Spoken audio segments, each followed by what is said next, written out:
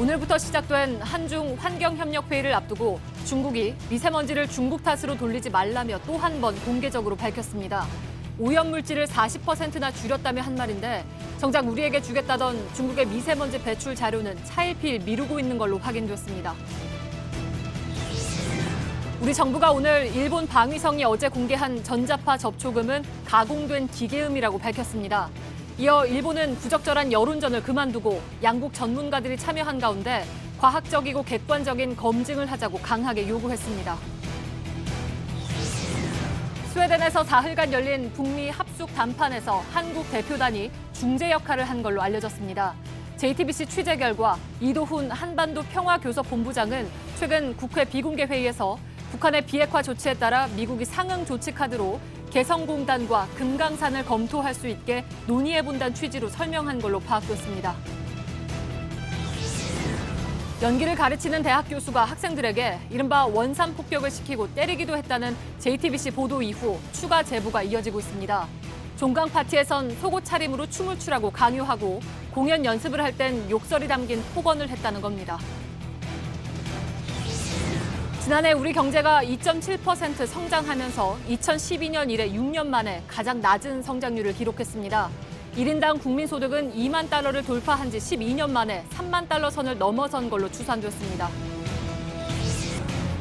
일본 도쿄의 유흥가인 신주쿠 가부키조의 노래방에서 한국인 한 명이 총에 맞아 숨졌습니다. 일본 언론은 숨진 한국인이 60대 남성으로 폭력 조직원 출신으로 알려졌으며 경찰이 도주한 범인을 쫓고 있다고 보도했습니다. 광주광역시의 한 LPG 충전소입니다. 이 가격 표시를 보면 정상가와 할인가로 나뉘어 있고 그 차이가 100원 가까이 납니다. 일부 충전소가 이러한 이중 가격을 통해 시장에 혼란을 일으키는 상황을 잠시 후 밀착 카메라에서 전해드립니다. 마스크가 필요 없는 세상으로. 내일을 바꾸는 현대 수소전기차. 네, JTBC 뉴스룸 시작하겠습니다. 오늘은 먼저 중국과 일본 그리고 미국과 서로 다른 이슈로 어렵게 얽힌 외교 현안을 집중해서 전해드립니다.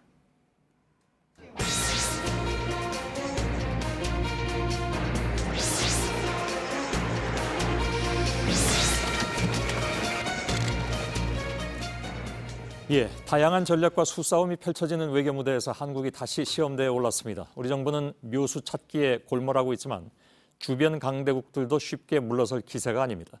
첫 번째로 다룰 이슈는 중국과의 문제입니다. 중국은 오염물질을 40%나 줄였으니 남 탓하지 말라. 이게 어제 중국 측의 발언입니다. 오늘 한중 환경협력회의에 참석해서는 서울의 공기 냄새가 좋다면서 신경전을 벌이기도 했습니다. 이렇게 자신만만한 중국은 정작 우리에게 주기로 한 미세먼지 자료는 차일피일 미루고 있는 것으로 확인됐습니다. 미세먼지는 줄였다고 해놓고 근거를 내놓지 않고 있는 것입니다. 윤영탁 기자입니다. 지난해 6월 중국에서 열린 한중일 환경장관회의, 동북아시아 미세먼지 논란을 과학적으로 밝혀줄 미세먼지 보고서가 공개될 예정이었습니다. 세 나라의 첫 공동 연구로 기대를 모았지만 결국 무산됐습니다. 중국이 반대했기 때문입니다. 당시 우리나라가 준비한 보고서에는 국내 미세먼지의 절반 정도가 중국에서 온 걸로 돼 있었습니다. 중국 측은 왜곡이 심하다며 반발했습니다. 자국 미세먼지 배출량이 2010년 이전 너무 오래된 자료였다는 겁니다. 그러면서 연말까지 최신 자료를 한국에도 넘기겠다는 약속을 했습니다. 그러나 한 달 가까이 지난 지금도 주겠다던 중국 측 자료는 오지 않은 것으로 취재 결과 확인됐습니다. 데이터 취합이 오래 걸린다며 차일피일 미루고 있는 겁니다. 언제까지 주겠다는 기한조차 없습니다. 환경부 관계자는 중국 실무진에선 자료를 넘겼다는데 우리 쪽으로 넘어오진 않고 있다고 밝히기도 했습니다. 중국 측이 의도적으로 자료 제출을 미루고 있다는 해석이 가능합니다. 그런데 이런 상황에서 도발에 가까운 발언이 나왔습니다. 생태환경부 대기국 국장이 중국의 공기질은 40% 이상 개선된 반면 한국은 그대로이거나 조금 나빠졌다고 밝힌 겁니다. 자료를 쥐고 있는 중국이 이번 회의에서 우리나라에 대한 압박 수위를 높일 수 있다는 관측입니다. 첫 단추부터 삐걱거리면서 올해 11월로 미뤄진 한중일 삼국의 미세먼지 보고서 발표에도 영향을 미칠 수 있다는 전망입니다. JTBC 윤영탁입니다. 바로 팩트체크로 들어가겠습니다. 중국이 대기질을 40% 개선했다는 주장, 바로 팩트체크하죠. 오대영 기자가 지금 나와 있습니다. 일단 수치는 맞습니까? 수치는 틀리지가 않습니다. 중국의 초미세먼지, 특히 베이징의 초미세먼지는 최근 5년간 42%가 줄었습니다. 2013년에 세제곱미터당 89 마이크로그램에서 지난해 51 마이크로그램으로 떨어졌습니다. 예. 최근 1년 사이로 봐도 12% 감소했습니다. 예, 그러니까 총량이 줄어든 건 뭐 맞는 것 같습니다. 그런데 우리에겐 어떻게 보면 그나마 다행이라고 할 수는 있겠으나, 근데 효과를 우리가 과연 보고 있는 것이냐? 그러니까 여기는 의문을 가지시는 분들이 굉장히 많이 있습니다. 네, 그렇게 보기는 이릅니다. 연평균 51 마이크로그램은 세계 기준치의 5배를 넘습니다. 예, 특히 월별로 나눠서 보면 다른 양상이 나타납니다. 지난해 12달 중 5달은 오히려 전년에 비해서 초미세먼지가 늘었습니다. 3월에 40, 4월에 20, 5월에 8, 6월에 14, 그리고 11월에 60%씩 증가했습니다. 예. 게다가 중국은 요즘 미중 간의 무역 전쟁 이후에 규제를 좀 푼 측면이 있잖아요. 미세먼지 대책에 대해서. 그래서 더 이제 좀 심해졌다라는 얘기가 저희들이 이제 보도를 해드렸습니다. 근데 미세먼지가 1년 365일 영향을 주는 건 아니니까 네. 평균의 함정을 의심해 볼 수밖에 없을 것 같습니다. 베이징 외에 다른 지역은 어떻습니까, 그러면? 베이징이 감소세인 것은 맞지만 다른 지역의 대기 오염은 심각했습니다. 중국 내 338개 지역 가운데 64%가 자체 목표치인 35 마이크로그램을 지키지 못하고 초과했습니다. 이런 구체적인 사실들을 중국은 말하지 않고 있습니다. 예, 그러니까 보여주고 싶은 수치만 부각했다. 그래서 40% 좋아졌다는 주장을 고지것대로 받아들이긴 어렵다. 이렇게 정리하면 될 것 같습니다. 문제는 이제 구체적인 자료를 내놓지 않고 있는 거잖아요. 네, 국내 한 연구 결과를 보겠습니다. 외부 지역 기여도가 40에서 60%까지 나타납니다. 그리고 다른 연구 결과에서도 적게는 17에서 많게는 70%까지 나타납니다. 미세먼지는 발생량뿐 아니라 시기에 따라 또 기후 변화에 따라서 얼마나 바람을 타고 넘어오는지를 봐야 합니다. 중국은 협상이 다가오자 구체적인 근거도 없이 40%라는 숫자만으로 호도를 하고 있습니다. 예, 바로 팩트체크해봤습니다. 오대영 기자였습니다. 예, 중국 측의 이런 적반하장식 반응에 한중 환경회의에 나서는 정부의 입장도 바뀌었습니다. 당초에는 중국을 달래가면서 협력을 강화할 계획이었지만 이제 할 말은 세게 하기로 했습니다. 그런데 상황은 그렇게 녹록지만은 않습니다. 오효정 기자입니다. 한중 양국은 자리에 앉자마자 신경전을 펼쳤습니다. We raised the level. 지금보다 공기질이 더 나아져야 한다는 겁니다. Smell the whole air is so fresh, It feels good. 한국이 중국발 미세먼지를 탓할 필요가 없다는 뜻으로 풀이됩니다. 이런 신경전은 지난 주말까지만 해도 예상하기 어려웠습니다. 민감한 내용은 회의 테이블에 올리지 않는다는 게 당초 환경부 입장이었습니다. 공동 연구를 추진하겠다는 원론적인 내용만 거론하기로 한 겁니다. 그러다 어제 중국 측 돌발 발언이 나왔고 환경부 입장도 확 달라졌습니다. 환경부 관계자는 중국 영향이 크다는 건 상식이라며 회의에서 할 말은 세게 하겠다고 밝혔습니다. 어젯밤 늦게까지 전문가까지 불러가며 대응책도 마련했습니다.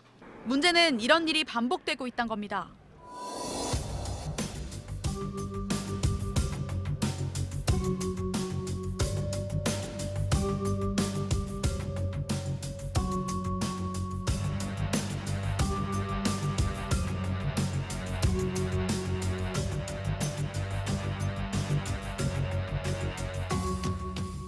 일관되게 우리 탓을 하지 말란 중국을 매번 다그치기가 어려운 게 현실입니다. 중국이 회의장을 박차고 나가버리면 어떤 논의도 진행할 수 없기 때문입니다. 환경부는 이번 회의에서 공동 연구보고서 진행 상황을 점검하고 자료 요구도 할 방침이지만 어려움이 예상됩니다. 한편 문재인 대통령은 오늘 미세먼지 문제로 국민들의 답답한 마음을 해결하지 못해 송구스럽다며 대책을 주문했습니다. JTBC 오효정입니다. 예, 어제 일본 방위성이 레이더로 자신들의 초계기를 조준한 근거라면서 신호음을 공개했죠. 저희들도 보도해드렸습니다. 우리 국방부는 바로 반박했습니다. 일본이 공개한 것은 가공된 소리이며 실체가 없는 기계음이라는 것입니다. 이 내용을 먼저 김태영 기자가 전해드리고 이어서 이 소리가 왜 증거가 될 수 없는지 유선희 기자가 출연해서 설명을 해드리겠습니다. 우리 정부의 입장은 명확합니다. 일본 측이 공개한 전자파 접촉음은 객관적인 증거가 될 수 없다는 겁니다. 군 관계자는 일본 측이 변형을 해서 일부만 공개한 건 명확하다고 밝혔습니다. 언제 어디에서 발생한지 알 수 없는 가공된 음이란 설명입니다. 정확한 분석을 위해선 주변의 모든 음이 포함된 원음이 필요하다는 점도 강조했습니다. 위협 비행이 아니라며 증거로 제시한 사진 3장에 대해서도 반박했습니다. 과거에도 500m 거리에서 비행했지만 우리 측이 문제 제기를 한 적 없다는 게 일본 측 주장입니다. 이에 군 관계자는 구체적인 자료를 분석한 결과 일본 측이 공개한 사진은 1에서 2km 떨어진 데서 촬영했다며 일본 측 수치를 믿을 수 없다고 설명했습니다.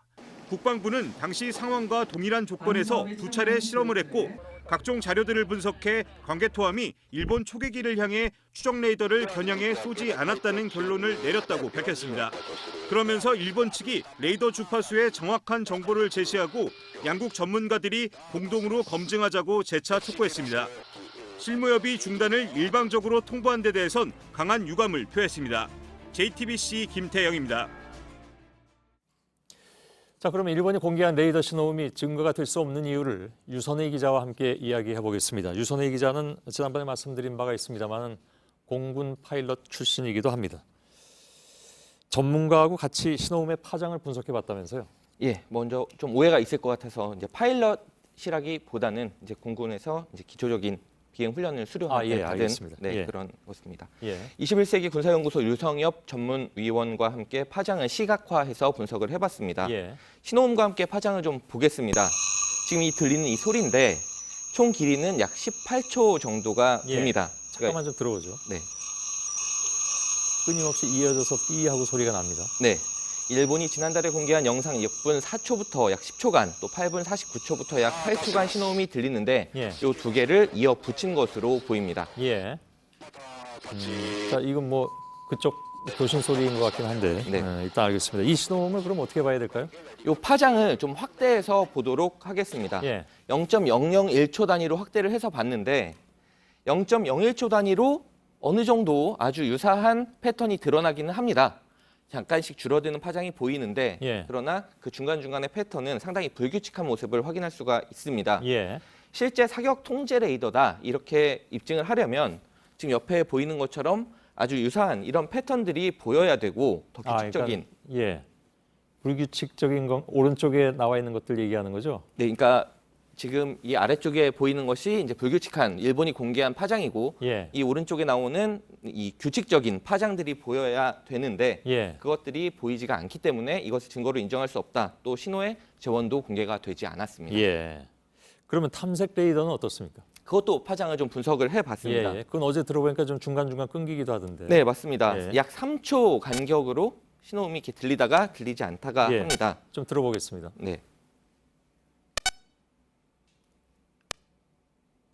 네, 이렇게 끊기다가 같이 들리게 되는데 아까 사격 통제 레이더랑 들어보면 확실히 차이가 있습니다. 이게 탐색 레이더의 특색인 것은 맞습니다. 이게 이렇게 레이더가 돌아가면서 걸릴 때마다 나는 소리라면서요? 네, 맞습니다. 이게 회전되는 레이더인데 이게 광개토 대왕함의 탐색 레이더인지는 확인할 방법이 없습니다. 전문가의 분석을 들어보겠습니다. 탐색 레이더는 회전식입니다. 일본이 공개한 신호음대로라면 1분에 20번씩 돌아가게 되는데 광개토함의 탐색 레이더 회전 속도와는 크게 다릅니다. 일본이 신호음을 공개하면서 기밀이기 때문에 신호음에 보안 조치를 했다 이렇게 단서를 왜 달지 않았습니까? 그건 어떻게 봐야 될까요? 그런 설명 자체는 할 수 있습니다.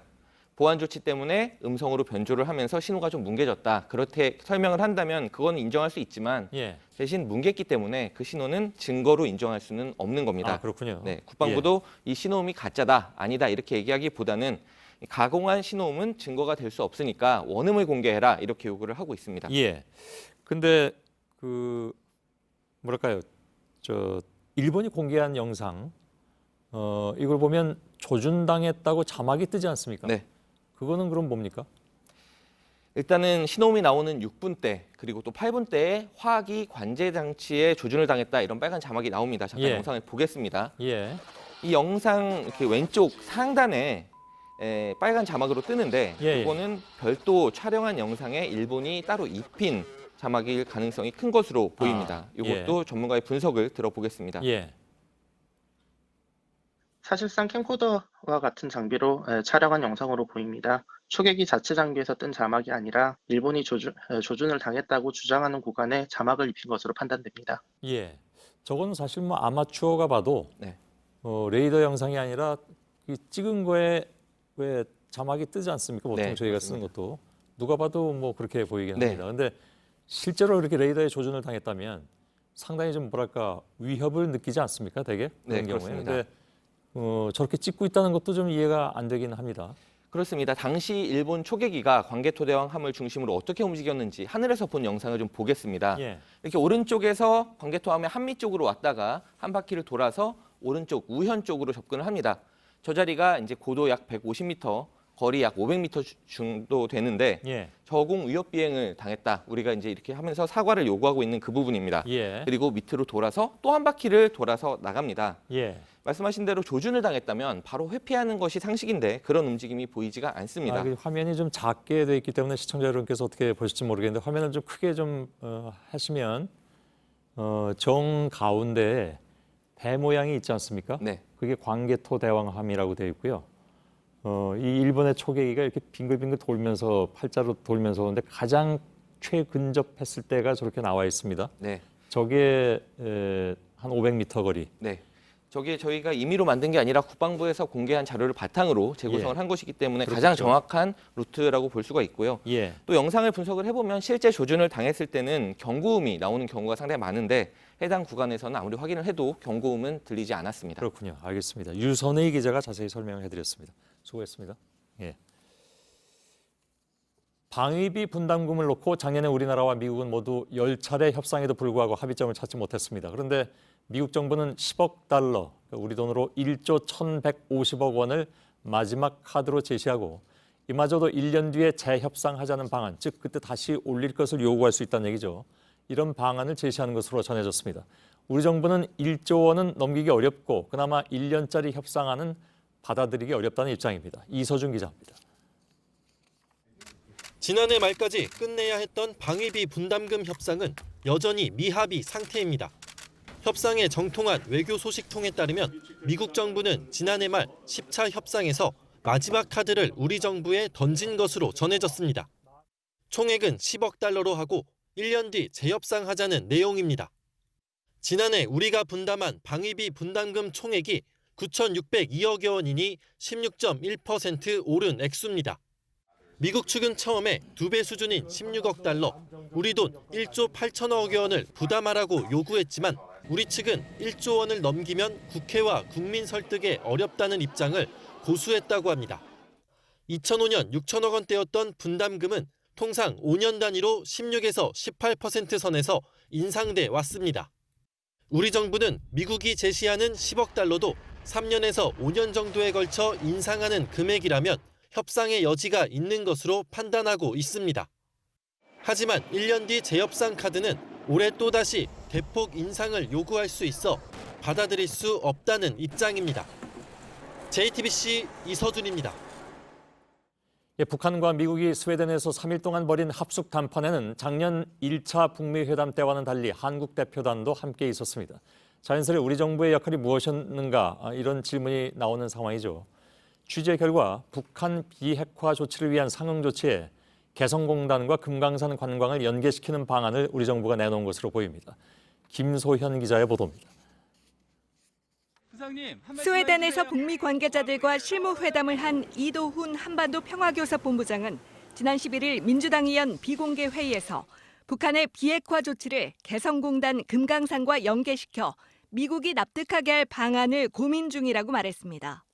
두 사업의 재개 방안을 묻자 강경화 장관이 현금 전달이 아닌 방법을 찾아야 한다고 한 데 이어 이 본부장이 보충 설명을 한 겁니다. 북한 비핵화 진전에 따라 미국 측에 제시할 중재안이 될 수 있음을 내비친 겁니다. 강 장관은 또 미국이 완고한 제재 완화 문제가 북미 간 핵심 의제가 될 것이라고 말했습니다. 종전선언과 연락사무소 설치 등 여러 상응 조치가 만들어지고 있다고 했지만 제재 문제에선 접점을 찾지 못하고 있음을 시사한 겁니다. 실제 정부 당국자는 북미 실무 협상에 참석한 우리 대표단이 나름대로 많은 중재안을 준비해 갔다고 말했습니다. 미국이 북한의 비핵화 조치에 따라 남북 경협 사업에 대한 일부 제재 면제 카드를 검토할 수 있을 거란 관측이 나옵니다. JTBC 김소현입니다. 남북미 3국의 참석자들은 삼시세끼를 같이 하면서 격이 없는 대화를 나눴다. 이것이 스웨덴에서 열린 북미 실무 협상에 대해서 외교소식통이 전한 바입니다. 북미 양자 회담은 물론이고 남북미 3자 그리고 남북 양자 등 다양한 형태의 논의가 이루어졌다고 확인한 것입니다. 스톡홀름에서 김성탁 특파원이 전해드립니다. 최선희 부상이 스톡홀름 외곽 협상장을 떠나 북한 대사관으로 돌아왔습니다. 직원들은 벤 차량에서 많은 짐을 내립니다. 최 부상의 표정이 밝습니다. 국제회의장 오셔서 한 말씀 주신다고 했는데 한 말씀만 해주세요. 성과가 있었습니까? 2박 3일 동안 남북미 대표단은 잠만 따로 잤을 뿐 세 끼를 모두 함께 했습니다. 비건 특별대표와 최 부상은 늦은 밤까지 반주를 곁들인 만찬을 하며 격이 없는 대화를 나눈 것으로 전해졌습니다. 비건 대표도 회담 결과에 대해 함구했지만 여유로운 표정입니다. 로이터는 남북미 간 3자 회의에서 여러 가지 지역 안보 체제가 논의됐다고 보도했습니다. 스웨덴 외무부는 장기적 포용 정책과 경제 개발 등 여러 주제로 건설적인 회담이 열렸다고 밝혔습니다. 이 호텔에 머문 비건 특별대표가 이미 출국하는 등 최선희 부상 등 참가자들은 귀국길에 오릅니다. 이들이 각국 정부에 보고를 마친 뒤 2차 북미 정상회담의 날짜와 장소, 형식 등이 발표될 것으로 보입니다. 스톡홀름에서 JTBC 김성탁입니다. 예, 북미 회담에 대한 얘기가 나오면 우리 정부는 대개 그것은 북한과 미국 당사자가 풀어가야 할 문제라는 말을 많이 해왔습니다. 그래서 실무 회담부터 우리가 북미 고위 관계자들과 함께 며칠간 대화를 이어간 것은 매우 이례적으로 보이긴 합니다. 회담 성사 과정을 저희가 짚어봤는데 정부 관계자가 스웨덴으로 출국할 때도 3자 회담에 대한 북미의 확답을 받지는 못했던 것으로 알려졌습니다. 정재윤 기자입니다. 최선희 북한 외무성 부상이 스웨덴 스톡홀름에 지난 17일 도착한 데 이어 이도훈 외교부 한반도 평화교섭본부장이 다음 날인 18일, 스티븐 비건 미 국무부 대북정책 특별대표가 19일의 모습을 드러냈습니다. 최 부상은 국제회의 참석차 스웨덴을 방문한 것이라고 했지만 실제 목적은 북미와 남북미 실무회담 때문이었습니다. 다만 사전에 약속돼 있던 건 아니었습니다. 한국 대표단도 사전에 약속이 조율되지 않은 상태에서 스웨덴으로 날아갔던 걸로 전해졌습니다. 정부 관계자는 사실상 현장에서 다 조율한 거라고 설명했습니다. 남북미 실무회담이 이뤄질 수 있을지 불투명했기에 한국 정부는 우리 대표단의 스웨덴 방문에 대해 스웨덴 도착 직전까지도 보안을 유지했습니다. 이번처럼 남북미가 모여 실무 협상을 한 건 이례적입니다. 지난해 1차 북미 정상회담 이전과는 달리 한국 정부가 북미 실무 협상에도 직접적으로 관여하게 됐다는 분석이 나오는 이유입니다. JTBC 정지윤입니다.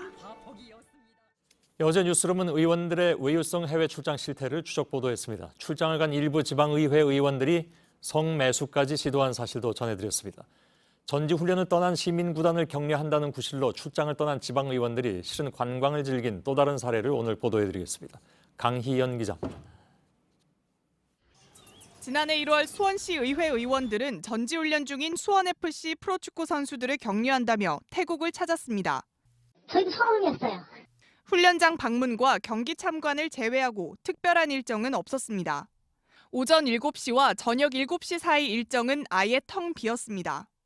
함께 간 수원시는 하루 종일 선수들과 있었다고 했는데 저희 다른 게 있으면 그걸 하겠는데 저희가 선수들하고 같이 있었던 것밖에 없기 때문에 의원들은 정작 다른 이야기를 합니다. 하루도 없어요. 학교를 갔다든가 아니면 문화원을 갔다든가 아마 그런 쪽으로 같이 움직였을 거예요. 그리고 이제 가까이인데 공원 한 바퀴 돌고 그런 거지. 인천 계양구 의회 의원들도 이달 10일 호주와 뉴질랜드로 해외 출장을 갔다가 외유성 논란에 이틀 만에 돌아왔습니다. 의원님 안 오셨나요? 호주 시드니를 갔는데 오페라 하우스를 안 보고 오면 그걸 제대로 갔다 왔다고 평가할 수 있어요. 항공료 등 세금만 축냈다는 비판이 나옵니다. 외유성 출장 논란이 계속되는 가운데 정작 지방의회 본연의 업무는 소홀하다는 지적도 나옵니다. 전체 지방의회 의원 수는 3,750여 명, 임기 중 받는 세비가 6,400억 원에 달하지만 한 명이 발의하는 조례수는 평균 1.6건에 불과합니다. JTBC 강희연입니다. 지방의회 외유성 연수 현장을 취재한 이희정 기자가 지금 옆에 나와 있습니다.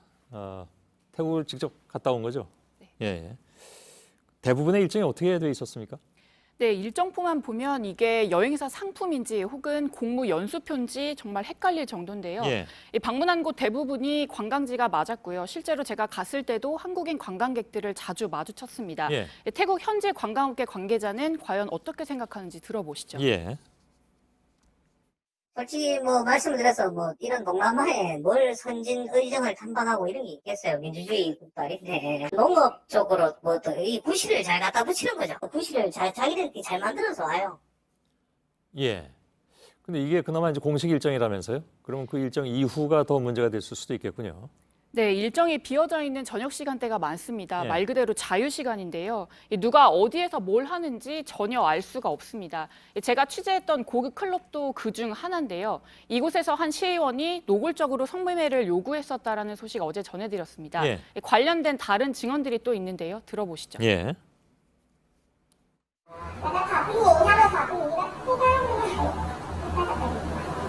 이 차가 되거나 2차비를 지급해서 픽업을 하는 공간이거나 그런 데가 아닙니다라고 설명을 해도 와서 이 사람이 뭐 그렇게 행동해버리는데 그걸 어쩝니까?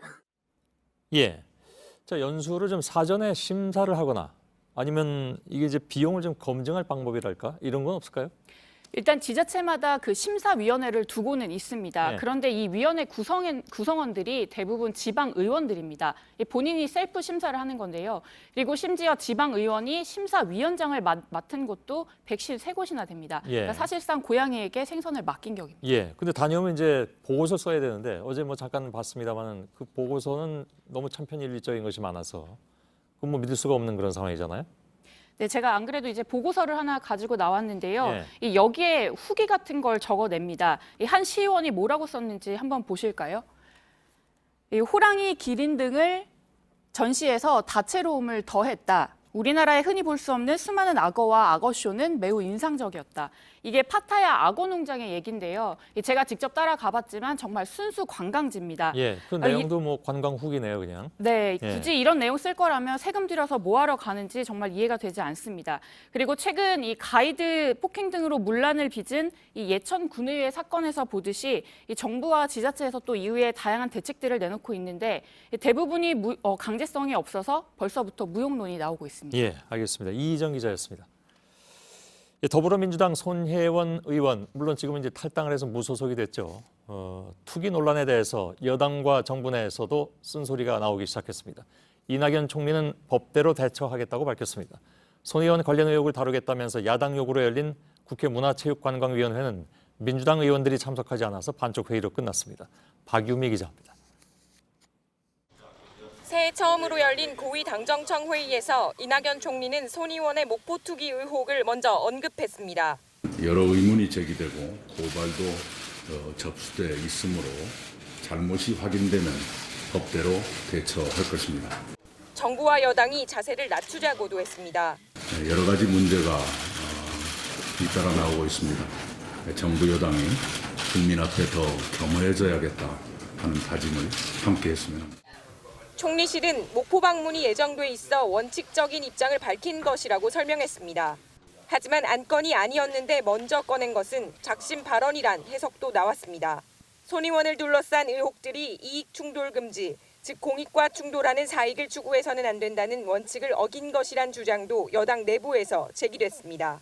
야3당은 손 의원 의혹을 다루기 위한 국회 문화체육관광위원회 소집을 요구했습니다. 하지만 안민석 위원장을 제외한 민주당 의원들이 모두 불참하면서 회의 시작 20분 만에 끝났습니다. 국민들께서 이런 여당의 친대 축구에 대해서 몰수패 판정을 할 것이라고 보입니다. 손혜원 의원은 내일 목포에서 기자간담회를 열고 모든 의혹에 답하겠다고 밝혔습니다. JTBC 박유미입니다. 대학에서 연기를 가르치는 교수가 학생들에게 머리를 땅에 박는 이른바 원산 폭격을 시키고 때리기도 했다는 JTBC 보도가 나간 뒤에 그동안 참아왔던 학생들과 졸업생들은 더 이상 추가 피해자가 나오면 안 된다면서 증언을 이어갔습니다. 이혜원 기자, 이상엽 기자가 차례로 보도해드리겠습니다. 종강 이후 열린 파티입니다. 학생들이 속옷만 입고 춤을 춥니다. 한국영상대 A 교수의 지시 때문이었다고 합니다. 팬츠만 입고 춤을 추라 그러고 그러니까 이게 굉장히 수심이 많이 느꼈죠. 그 아부하려고 즐거운 척 해야 되는 게 굉장히 괴롭더라고요. 절망스럽고. 또 학생들은 애써 준비한 공연을 취소하겠다는 교수의 말에 집을 찾아가 하루 종일 용서를 빌기도 했다고 했습니다. 교수님! 교수님, 저 열심히 하겠습니다!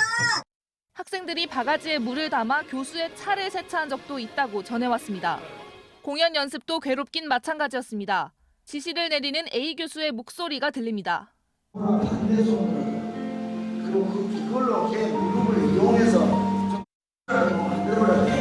그런데 이내 폭언이 시작됩니다. 움직이라고 그다음에 움직여.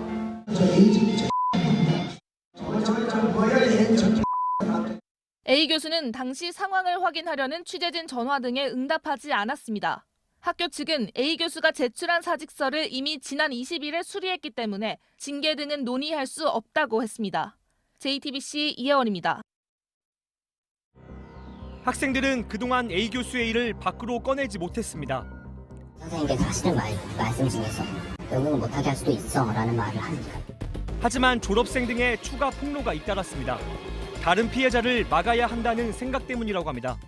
이 정도는 감수할 수 있어. 이건 당연한 거라고 생각했는데 그것이 절대 아니었던 거죠. JTBC 보도 이후 학생들은 더 이상 연극을 할 수 없더라도 사실을 알리기로 했습니다. 설마 우리 얘기가 뉴스에 나올까? 연극판에 있을 친구들은 무서운 거죠, 힘이.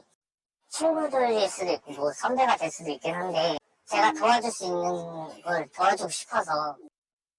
JTBC 이상엽입니다. 네, 체육계에선 성폭력 피해를 입은 선수들의 고백이 오늘도 계속됐습니다. 이번엔 양궁입니다. 여자 선배가 여자 후배를 성추행했다는 주장이 나왔는데 피해자는 주위의 고통을 호소했지만 돌아온 대답은 내가 실력으로 이겨라였습니다. 백수진 기자입니다. 대학 양궁 선수 김미성 씨는 신입생 시절인 2017년 여자 선배에게 상습적으로 성추행을 당했다고 주장합니다. 신체 주요 부위를 만졌고 때론 성적인 이야기로 희롱하기도 했다고 호소했습니다. 저는 그냥 진짜 우스갯소리로. 용기를 내 감독에게 피해 사실을 털어놓았지만 대처는 소홀했습니다. 나 여기 양궁부에서 2위다. 그 사람은 1위다. 그래서 너가 양궁부에 또 1위가 되면 너 위주로 돌아가는데. 교내 상담센터에 호소하고 대한체육회에 신고도 했지만 감독과 학교 측은 사건을 덮으려고 했습니다. 미성이가 지금 4년 동안 여기 다녀야 되잖아요. 우리 양궁부는 사실은 굉장히 이미지라든지 이런 것들이 사실 안 좋아져요. 이슈가 될 경우에는 팀이 이제 없어지고 이제 애들이 이게 인생이 달려 있잖아요. 결국 경찰에 신고했습니다. 그러나 피해자의 주장과 감독 다른 선수들의 증언이 엇갈리면서 범행 입증에 어려움을 겪었습니다. 지난해 말 1심에서 무죄 판결이 났고 항소심이 진행 중입니다. 그 사이 김 씨는 10년 동안 잡았던 화를 놓았습니다. 가해자로 지목된 A 씨는 여러 차례 반론을 요청하는 연락에도 전화를 받지 않았습니다. JTBC 백수진입니다. 이기흥 대한체육회장이 거짓말을 했다. 빙상계의 파벌 싸움으로 몰아갔다. 전명규 전 빙상연맹 부회장이 어제 입을 연 뒤에 체육계는 또 다른 논란들로 소용돌이치고 있습니다. 빙상계의 이딴 폭행과 성폭력 사건을 은폐했다고 지목된 전 부회장의 책임론은 물론이고 시민단체들은 이기흥 회장의 사퇴를 촉구했습니다. 권근영 기자입니다. 그런 유사한 이야기를 해서 제가 석희에게 회장님이 보고를 잘못 받으신 것 같다. 평창 올림픽 때 쇼트트랙의 심석희 선수는 이기흥 대한체육회장의 한마디에 충격을 받았습니다. 심 선수 앞에서 폭행 가해자인 조재범 전 코치를 복귀시키겠다고 말했다는 건데 이 회장은 논란이 일자 심 선수를 만난 적이 없다고 부인했습니다. 그러나 전명규 전 부회장은 문제가 됐던 만남을 거론했습니다. 기자회견 후 이 회장은 만났지만 위와 같은 말은 하지 않았다며 당시 상황이 기억나지 않는다고 입장을 바꿨습니다. 시민단체들은 체육회는 개혁의 주체가 아닌 개혁의 대상이라며 이 회장의 사퇴를 촉구했습니다. 빙상계 폭행과 성폭력을 은폐했다고 지목됐던 전 부회장은 빙상인들의 모임 젊은 빙상인연대가 파벌 싸움 차원에서 문제를 제기하고 조재범 전 코치를 회유하려 했다고도 말했습니다. 빙상계 파벌 싸움으로 프레임을 전환하려 했는데 빙상인연대는 반발하고 나섰습니다. 이런 가운데 국가인권위원회는 모든 스포츠 종목, 모든 연령대에 걸쳐 역대 최대 규모의 조사에 들어가겠다고 밝혔습니다. JTBC 권근영입니다. 네, 일본 도쿄 신주쿠의 한 노래방에서 한국인이 총에 맞아 숨졌습니다. 일본 언론은 숨진 60대 남성이 도쿄의 폭력 조직원 출신이며 도주한 범인 역시 폭력 조직에 관계된 걸로 보인다고 전했습니다. 김혜미 기자입니다. 도쿄 최대 유흥가인 신주쿠 가부키초 중심가 한 빌딩 앞에 경찰이 출동했습니다.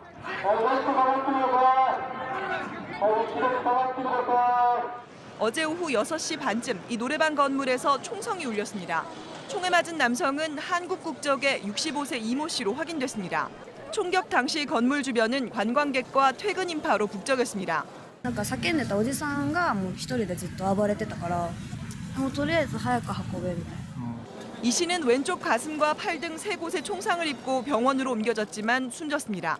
숨진 이 씨는 과거 도쿄 다이도쿠를 기반으로 한 폭력 조직원이었던 것으로 확인됐다고 NHK 등 일본 언론은 보도했습니다. 범인은 총격 직후 오토바이를 타고 도주했습니다. 사건 현장에서 600m가량 떨어진 길에서 범인이 사용한 것으로 보이는 오토바이와 헬멧, 빨간 모자가 발견됐습니다. 외교부는 우리 국민이 총격을 받아 사망했다며 일본 경찰에 철저한 수사를 요청했다고 밝혔습니다. JTBC 김혜미입니다. 애플의 무선 이어폰인 에어팟이 쓰던 중에 폭발한 걸로 의심되는 영상을 저희가 입수했습니다. 많이 놀란 사용자가 환불해달라고 했지만 애플코리아 측은 아직 원인을 단정할 수 없다면서 교환만 가능하다는 입장을 내놨습니다. 최규진 기자입니다. 한 여성이 무선 이어폰을 귀에 꽂고 있습니다. 오른쪽 귀 근처에서 갑자기 연기가 뿜어져 나옵니다. 놀란 여성이 재빨리 귀를 만지며 다친 곳이 없는지 확인합니다. 지난달 13일 서울 마포구의 한 사무실에서 CCTV로 녹화된 장면입니다. 직원 서모 씨가 쓰던 에어팟에서 갑자기 퍽 소리와 함께 연기가 뿜어져 나온 겁니다. 서 씨는 제품이 폭발한 걸로 의심하고 공식 대리점에 환불을 요구했지만 거절당했습니다. 에어팟 외형에 문제가 없다는 이유였습니다. 황당하죠. 황당하고 제가 아무리 말해봤자 이 대답뿐이 없는데 이거는 들고 다니는 언제 잡힐지 모르는 시한판이 아닌가. 애플 코리아나 미국 애플 본사 측은 환불 대신 새 제품으로 교환만 해줄 수 있다고 답했습니다. 일체형으로 조립된 에어팟을 분해할 수 없어 원인 규명도 쉽지 않다고 했습니다. 죄송스럽지만은 원인에 대해서는 저도 딱 하나로 좀 분명하게 말씀을 드릴 수 있는 입장이 아니어서. 에어팟은 2017년 나온 뒤 판매량 1위를 차지하고 있습니다. 하지만 폭발 의심 사고가 처음은 아닙니다. 지난해 2월 미국 플로리다에서도 운동하던 시민의 에어팟이 폭발했다는 보도가 나왔습니다. JTBC 최규진입니다. 네, 미국 그랜드 캐니언을 여행하던 한국인 대학생이 절벽 아래로 떨어져서 사경을 헤매고 있습니다.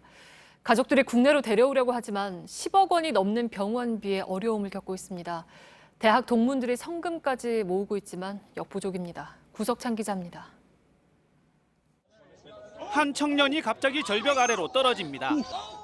주변 관광객들은 비명을 지릅니다. 사고를 당한 청년은 캐나다에서 유학 중인 25살 박모 씨입니다. 헬기로 구조됐지만 뼈가 부러지고 머리를 크게 다쳤습니다. 인근 병원에서 여러 차례 수술을 받았습니다. 여전히 혼수 상태입니다. 사고가 없었다면 다음 날 한국행 비행기를 탈 예정이었습니다. 가족들은 급히 미국으로 가 간호 중입니다. 현지 여행사와는 사고 책임을 두고 공방을 벌이고 있습니다. 가지 말라는 곳에 혼자 가서 사진을 찍었는지 여부를 놓고 다투고 있습니다. 휴대폰이 주머니 안에 있었다고 사진을 찍다가 그렇게 된 게 아니다라고. 귀국도 불투명합니다. 병원 비용만 10억이 넘어가고 또 한국 이송 비용은 2억. 안타까운 사연은 박 씨가 다니는 부산의 한 대학에도 알려졌습니다. 친구들이 300만 원을 모았지만 턱없이 부족합니다. 결국 청와대 국민청원에 사연이 올라왔습니다. 박 씨를 돕자는 글에 12,000명이 넘게 동참했습니다. JTBC 구석찬입니다. 아귀 배에서 나온 페트병, 또 유리병에 머리가 낀 너구리. 우리가 무심코 버린 쓰레기가 동물들에겐 생사의 문제가 되고 있습니다. 멸종 위기종이죠. 한 어미수달이 몸에 쇠고리가 낀 채로 새끼를 데리고 다니는 모습이 저희 카메라에 포착됐습니다. 정영재 기자입니다.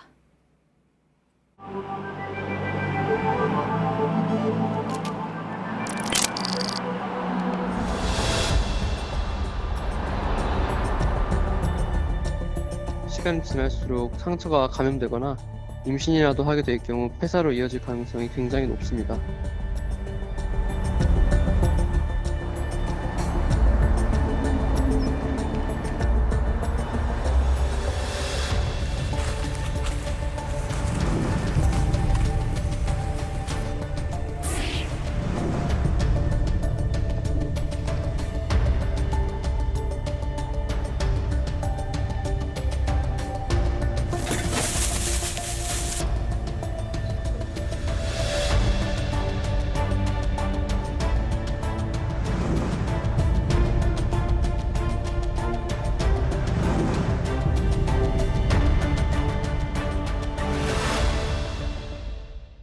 네, 통계청이 오늘 생애 각 단계마다 어느 정도 벌고 또 얼마나 쓰는지를 계산한 국민 이전 계정이란 걸 처음 발표했습니다.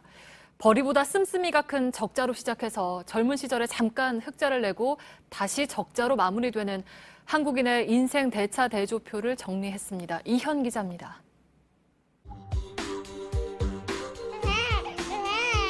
은경이 일어나서 너 가져와야지.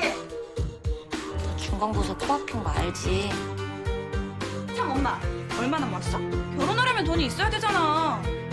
그래, 나는 가장이다. 절전에 음수도 집어넣으면서 유장이 성질내서 취하게 만들어. 그러니까 그 고생이.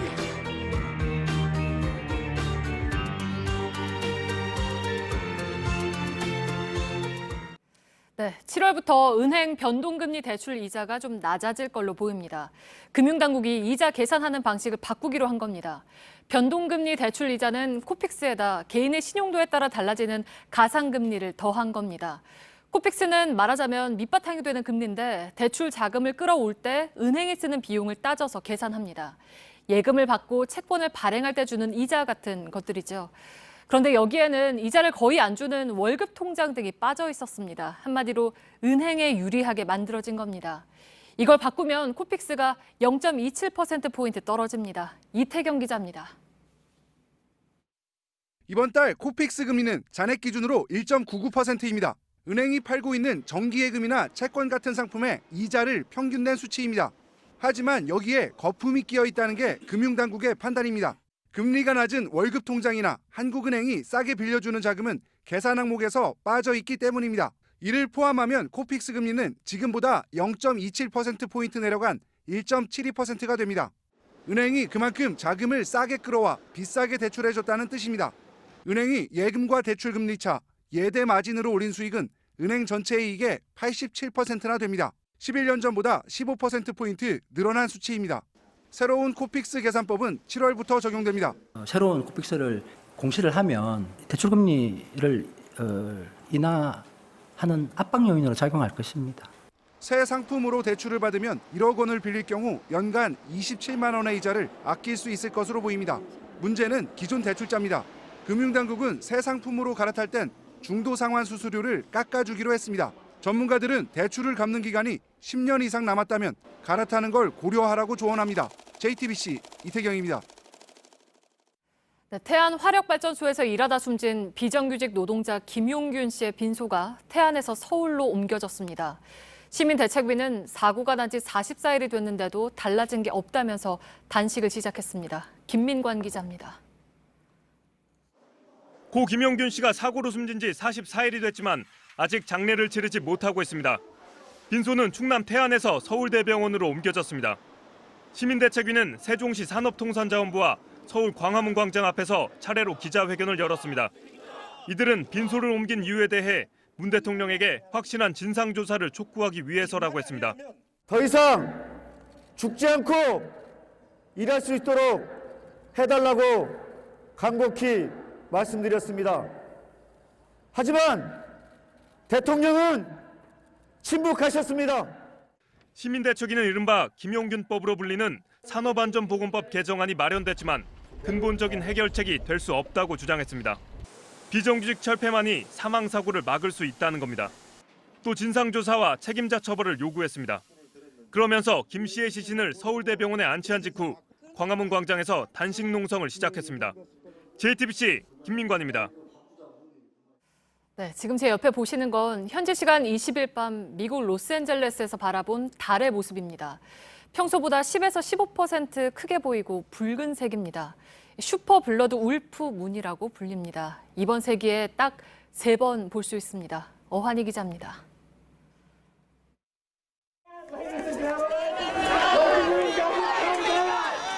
We have a supermoon because it's full and it's close to the Earth. It is a wolf moon because it's the January full moon, and it's a blood moon because it's a total eclipse. So 1월에 뜨는 슈퍼 블러드문, 슈퍼 블러드 울프문은 우리나라가 속한 아시아와 호주를 제외하고 미국, 유럽, 아프리카 등지에서 볼 수 있었습니다.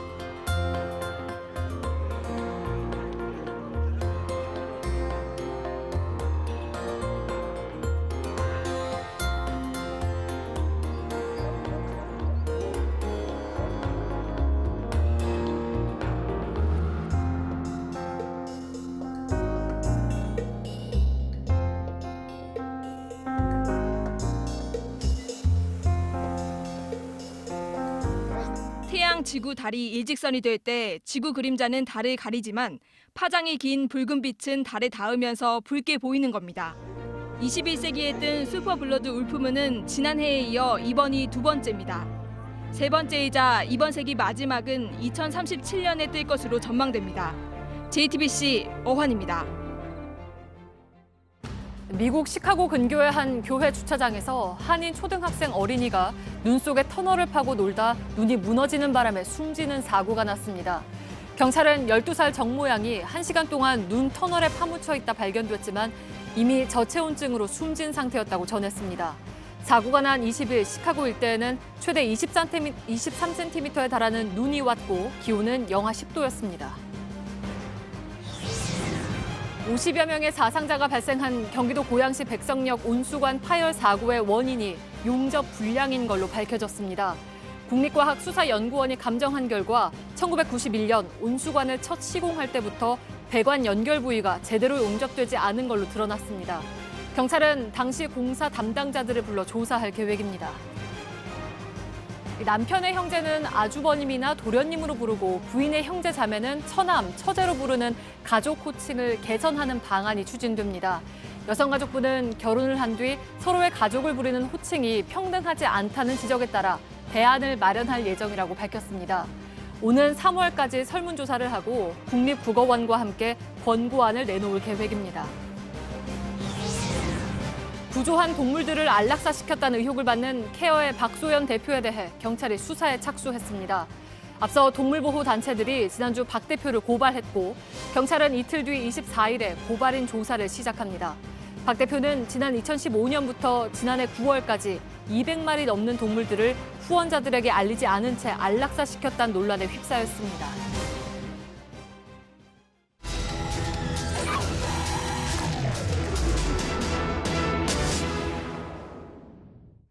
네, 광주광역시에는 가스를 충전하러 오는 차량에 2가지 다른 가격을 적용하는 LPG 충전소들이 있습니다. 정상가와 할인가로 나눈 건데요. 정상가는 법인 택시들에게 적용하고 할인가는 일반 차량에 적용합니다. 관행이란 이유로 유지되고 있지만 시장을 교란한다는 지적이 커지고 있습니다. 밀착 카메라 윤재영 기자입니다. 광주광역시의 한 LPG 충전소입니다. 이 가격 표시를 보면 정상가라고 해서 839원, 또 할인가라고 해서 678원이 붙어 있습니다. 이 두 가격 차이가 160원 이상이 나는데요. 이렇게 이중으로 가격이 붙어 있는 곳은 이곳만이 아닙니다. 과연 어떤 경우에 이 가격이 적용되는지 알아보겠습니다. 일반 승용차를 몰고 가자 리터당 할인가 678원을 적용합니다.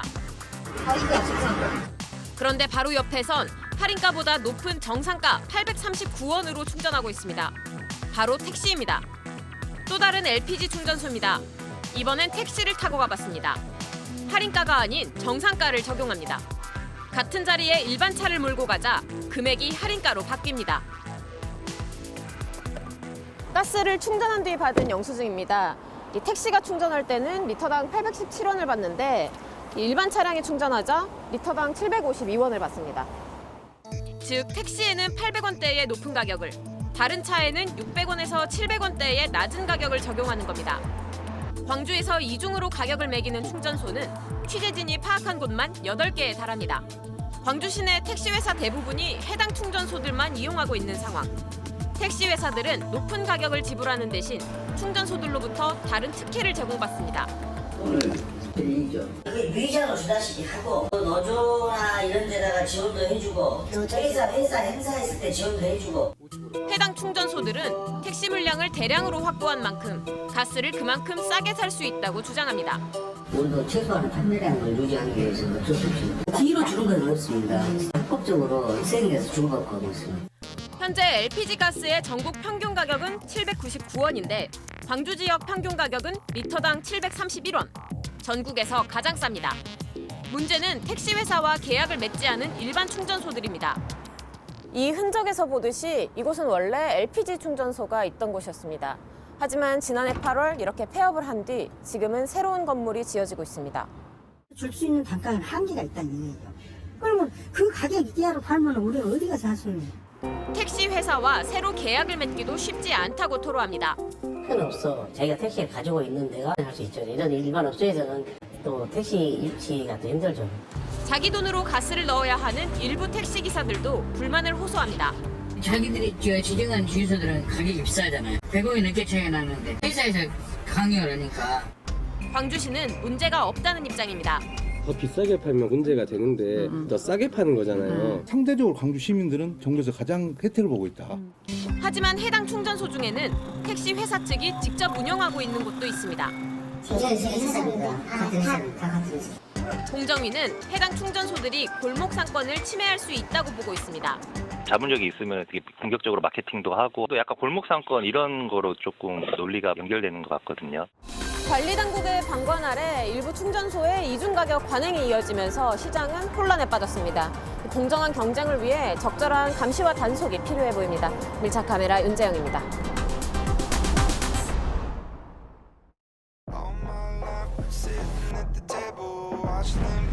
시간의 장벽을 넘고 공간의 경계를 넘고 뻔한 방식을 넘어 매일 함께 놀라움의 한계를 넘어서는 것.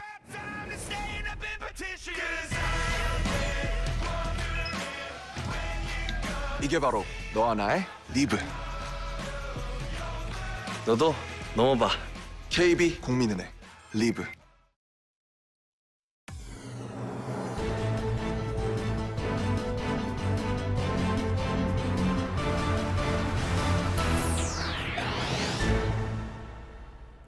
예, 뉴스룸의 앵커 브리핑을 시작하겠습니다. 우리는 인간의 힘이 아니라 마귀의 힘으로 불이 켜진다고 생각했소이다. 1883년 신문물을 배우고자 미국에 파견된 보빙사의 일행이었던 6.1주는 깜짝 놀랐습니다. 휘황찬란한 전기불을 보고 감탄했던 그는 현지 신문과의 인터뷰에서 우리 조선에도 전기를 사용하고 싶다 이렇게 말을 했죠. 청년 6.1주는 조선 최초의 국비 유학생이었습니다. 나라 돈으로 구경한 세상, 그는 온 힘을 기울여 보고 들은 것을 전하고자 애썼고 4년 뒤인 1887년의 3월 6일 어스름한 경복궁 내 건청궁에서는 와 하는 함성과 함께 전깃불이 밝혀졌습니다. 목침을 싸가지고 가던 국회의원이 폭탄으로 오인을 받아서 수색을 당했다. 1974년 6월 29일자 중앙일보 기사 내용입니다. 해외여행 자체가 드물었던 시절이니까 의원들의 외유와 관련된 일화는 넘쳐났습니다. 외교 행랑에 물개 가죽을 넣어서 보낸 의원이 있는가 하면 프랑스 시계탑에 낙서를 하거나 대만에도 기생이 있느냐 이렇게 물어서 망신살을 샀던 일화도 있으니 의원 외유를 규제해야 한다는 의견은 당시에도 수차례 반복됐던 모양입니다. 그러나 70년대 물개 가죽과 목침은 그저 해외여행이 활성화되지 못하던 시절에 벌어진 해프닝 정도라고 해야 할까? 지난 며칠 동안 뉴스룸이 전해드린 일부 지방의회 의원들의 행태들은 해프닝이라고 하기에는 사실 너무 멀리 나갔죠. 가이드를 때려 눈 사이가 찢어졌습니다.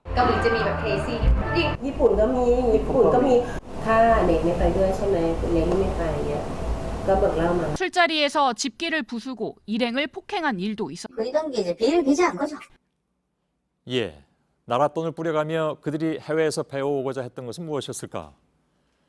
1883년 갓을 쓰고 도포를 입은 조선의 보빙 사절단, 그 신기한 옷차림의 이방인을 보기 위해서 구경꾼은 모여들었습니다. 누군가 조선의 갓을 가리키며 비웃자 일행 중 한 사람은 노기 어린 얼굴로 몸을 고추 세웠고 주위는 이내 조용해졌다고 합니다. 나라를 대신해 파견된 사절이었기에 잃지 않으려 했던 자존감이었을 것입니다.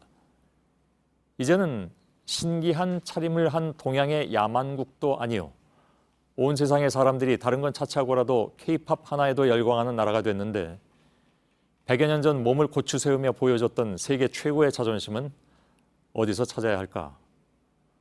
오늘의 앵커 브리핑이었습니다.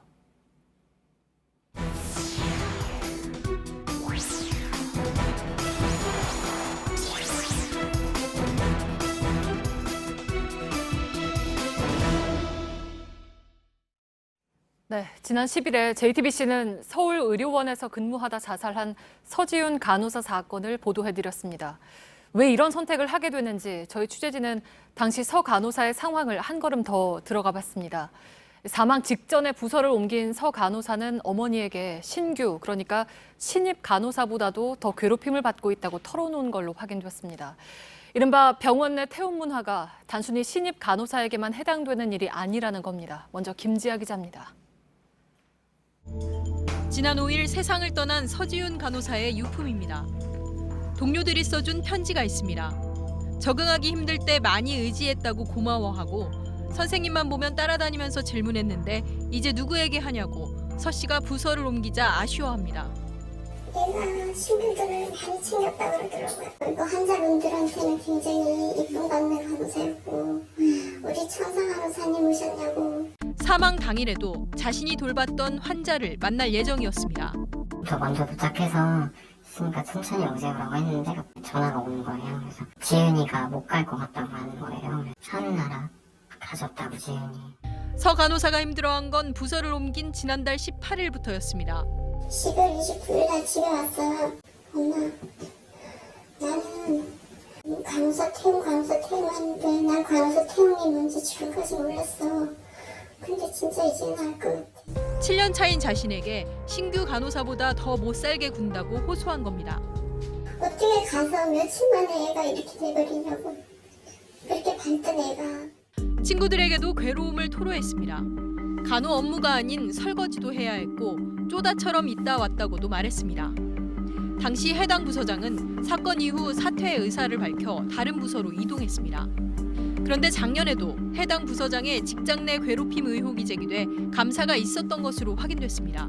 조직 내 괴롭힘이 이렇게 집요하게 지속되고 있거든요. 어린 간호사가 얼마나 힘들었으면 그렇게 극단적인 선택을 했을까라는 생각 때문에 해당 부서장은 취재진에게 해명을 하지 않았습니다. 서울의료원에서는 4년 전에 행정직원의 자살 사건도 있었던 것으로 확인됐습니다. 서울의료원 측은 당시 사건은 직장 내 괴롭힘과는 관련이 없다고 설명했습니다. 우리 딸을 이렇게 죽음에까지 이르게 한 사람들은 거기서 일을 할 수 없게끔 했으면 좋겠어요. 원장님이랑 간호과 쪽에서 저희들한테 확실한 사과를 해주시고. 탐사 플러스 김지아입니다. 네, 서 간호사가 토로한 태움은 영혼까지 태워야 끝난다는 병원의 괴롭힘을 말하는 은어입니다. 태움에 대한 논란은 지난해 2월 아산병원의 박선욱 간호사가 숨지면서 본격적으로 불거졌죠. 태움 가해자도 간호사에서 의사, 환자로 다양해지고 있지만 정작 현장에선 비극이 되풀이되고 있습니다. 이어서 임지수 기자입니다. 수술실 의사의 폭언. 이런 잡것들이 수술을 할 때 약간 의사가 폭언 같은 걸 하면 병원 이사장의 성희롱. 환자의 생기 있는 모습을 보여줘야 하기 때문에 이 빨간 립스틱을 꼭 바르고 오라는 이사장이라고 10,000원씩 주고 가기도 하고. 환자들의 성추행까지. 혈압을 재면 보통 팔을 이렇게 주고 또 팔 이렇게 들어오는 거다. 그냥 수치는 이렇게 하고 만지기도 하고. 대한간호협회는 간호사들의 고충을 듣겠다며 지난해 9월부터 상담 콜센터를 열었습니다. 태움으로 고통받는 간호사들에게 도움을 주겠다는 겁니다. 취재진이 현직 간호사를 통해 상담 요청을 해봤습니다. 제대로 잘 안 가르쳐 주시고 자꾸 잘 모르는 수술을 집어넣으시거든요. 바꿔 가려고 하는 것밖에 없긴 한데 협회에서 직접적으로 관여를 할 수는 없고 그건 월권이어서. 콜센터 현장을 직접 찾아가 봤습니다. 간호협회 행정 직원들밖에 없습니다. 다른 업무를 보다 걸려온 상담 전화를 받는 겁니다. 전문 상담 자격을 갖춘 상담원은 없습니다. 사망사고가 잇따르고 있지만 일선 병원에서도 달라진 게 없다는 지적입니다. 지난해 2월 박선욱 간호사 사망 이후 아산병원에서 만든 감사보고서입니다. 박 간호사 사망 배경으로 중환자실 간호라는 복잡한 업무를 3개월 교육 뒤 곧바로 맡게 한 것을 지적했습니다. 엄마, 우리 선생님은 잘 안 가르쳐 주세요. 너는 일찌감치 포기하라고 내가 널 일부러 안 가르쳤다. 하지만 해당 보고서에는 조직 내 집단 괴롭힘 정황은 없었고 박 간호사의 성격 문제였다는 취지의 결론을 내린 것으로 파악됐습니다. 공황장애가 온 것처럼 상태가 멍하고 우울증 오는 아이 같았다. 이런 식으로 얘기를 하더라고요. 그래서 박 간호사 사망 이후 복지부도 간호사 전담 TF를 만들겠다고 홍보했지만 1년 동안 진행된 것은 아무것도 없는 것으로 확인됐습니다. 전문직이라는 인식은 당연히 없고 약간 좀 되게 가볍게 약간 종업원 같은. 탐사 플러스 임지수입니다.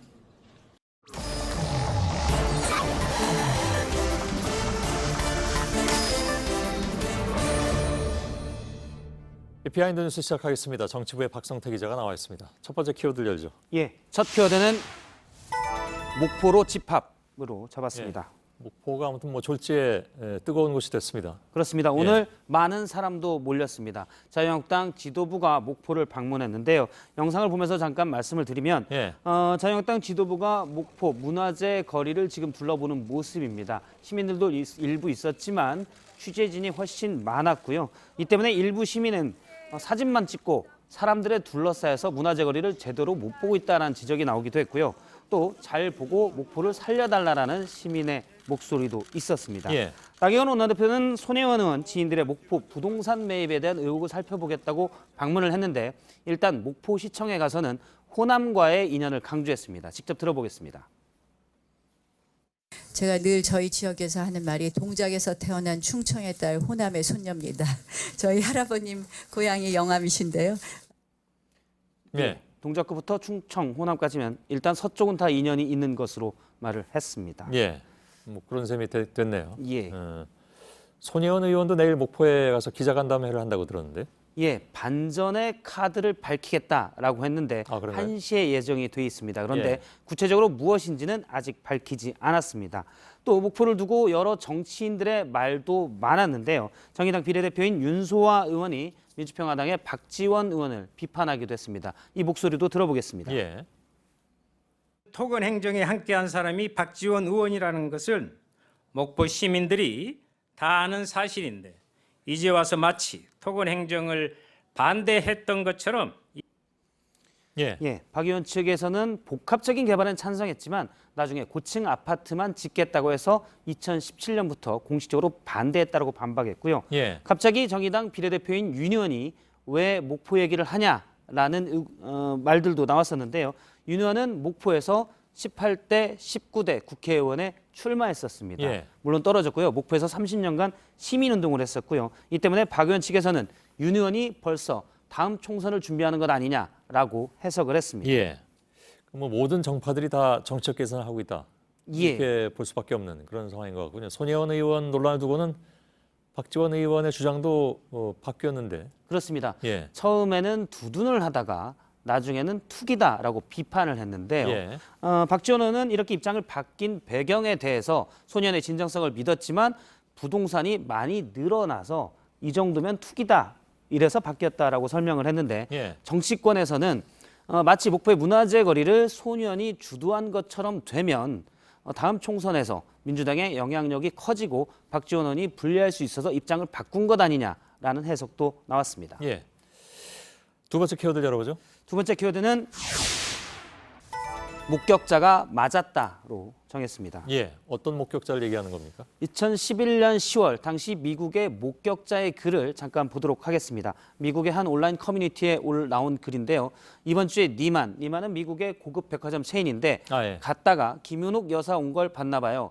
여자 경호원 남자 경호원 하나씩 끌고 이 니만 마커스에서 쇼핑하고 있었다고 하네요라고 전했습니다. 예. 당시에 목격자가 김윤옥 여사를 본 것을 전하는 글이었는데요. 예. 오늘 이 재판에서 이 목격자의 증언이 확인이 됐습니다. 당시 김희중 제1부속실장이 증인으로 오늘 재판에 나왔는데 예. 쇼핑 목격담이 온라인 커뮤니티에 올라오자 비상이 걸려서 당시 이명박 정부 청와대에서 비상이 걸려서 사실 확인을 하느라 전화를 많이 했다라고 증언을 했고요. 예. 또 검찰에서 김 여사의 해외 쇼핑이 너무 많아 기자들이 보면 문제가 되겠다는 얘기도 있지 않았냐라고 하자 당시 수행했던 몇 분이 그런 걱정을 했다라고 말했습니다. 예. 원세훈 전 원장이 당시 10만 불을 전했다는 얘기가 나왔었잖아요. 그렇습니다. 예. 그 돈이 혹시 쇼핑에? 그건 알 수 없는 거죠. 그렇습니다. 일단 사적으로 쇼핑에 쓰라고 줬다면 뇌물이 될 수 있어서 이번 원세훈 전 국정원장의 재판의 핵심 쟁점 중에 하나입니다. 예. 그런데 원세훈 전 원장 측은 10만 달러를 전하긴 했지만 공적인 목적으로 쓰라고 줬다라고 주장하고 있는데요. 예. 실제 김희중 비서실 전 부속실장이 저렇게 주장한 것도 추측이지 않냐라고 주장하기도 했습니다. 예. 물론 10만 달러를 쇼핑하라고 건넸는지 여부는 법원이 판단할 문제지만 일단 명품 쇼핑을 당시 김윤옥 여사가 했다는 것은 증언으로 확인됐습니다. 예, 예. 자, 마지막 키워드 알려줘. 마지막 키워드는 검찰에게 민주노총이란으로 잡았습니다. 굉장히 험한 말이 나왔었죠? 예, 그렇습니다. 예. 검찰이 청와대 앞에서 시위를 했던 기아차 비정규직 지회장에 대해서 구속영장을 청구를 했었는데 당시 청구서를 저희가 입수를 했습니다. 예. 그런데 내용 중에 보면 민주노총은 대한민국의 법치와 경제를 망치는 암적 존재다라는 표현이 나오고요. 민주노총이기 때문에 손을 못 댄다는 것은 있을 수 없는 일이라고 정치권에서 봤다라는 표현이 나옵니다. 예. 검찰이 그런 시각을 가지고 있다는 얘기인가요? 일단 검찰은 저 문구 자체는 경찰이 영장 신청서에 썼던 걸 그대로 인용했다라고 얘기를 하는데 예. 앞서 이제 표현들도 정치권에서 이런 시각이 있다라면서 좀 길게 전한 내용입니다. 인용을 했다는 얘기인가요? 그렇습니다. 예. 암적 존재라는 표현은 하태경 바른미래당 의원이 이전에 공식 회의에서 언급한 바가 있습니다. 예. 물론 민주노총의 활동에 따라 정치권의 비판이 있을 수 있지만 그런 맥락을 제거하고 영장 청구서에 노조단체를 암적 존재라고 규정하듯이 얘기하는 것은 부적절하다라는 지적이 나왔고요. 예. 민주노총에서는 검찰의 아주 구태연한 노조 혐오 인식이 그대로 드러났다라고 비판했습니다. 예. 이상입니까? 예. 예. 박성태 기자였습니다. 수고했습니다. 네, 내일은 오늘보다 기온이 2, 3도가량 올라서 평년보다 따뜻하겠습니다. 내일 오전까지 대기가 정체돼서 서울과 인천을 뺀 전국 대부분 지역의 미세먼지 농도가 나쁨 수준일 거란 예보입니다. 미세먼지 농도는 내일 오후부터 보통 수준이겠습니다. 예, 저희들은 내일도 최선을 다하겠습니다. 여러분 고맙습니다.